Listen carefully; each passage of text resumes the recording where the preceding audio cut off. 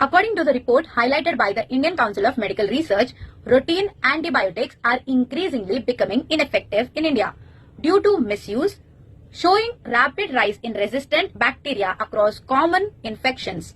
Analysis of over 1 lakh lab samples have revealed a concerning increase in antimicrobial resistance, making even standard antibiotics less effective than they used to be. In many hospitals and communities, misuse and over-the-counter use of antibiotics is widespread. Surveys in major Indian cities shown that around 60% of patients have taken antibiotics without consulting a doctor. Antibiotics are powerful medicines. They are not meant to be taken casually or treated as a cure-all for every health problem. When people use antibiotics without medical guidance, they often do not understand the correct dosage, how long to take them, or the possible side effects. Instead of helping, this misuse can worsen the health conditions and cause long-term harm.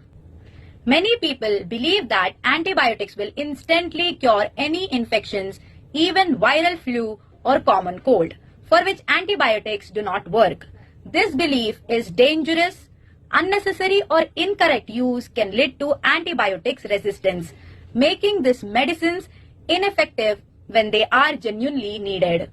Resistant bacteria are increasingly found in patients, and meaning treatment becomes harder every year.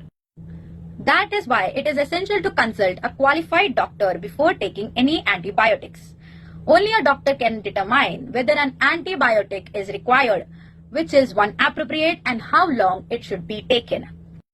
We must understand that medicines are not harmless shortcuts. Responsible use of antibiotics protects not only our own health but public health as a whole. When more people misuse antibiotics, bacteria evolve to resist them, making infections harder to treat for everyone, including children, elderly people, and those who have weaker immune systems. In short, always seek medical guidance and support. Always follow a doctor's prescription. Your health deserves informed care, not guesswork.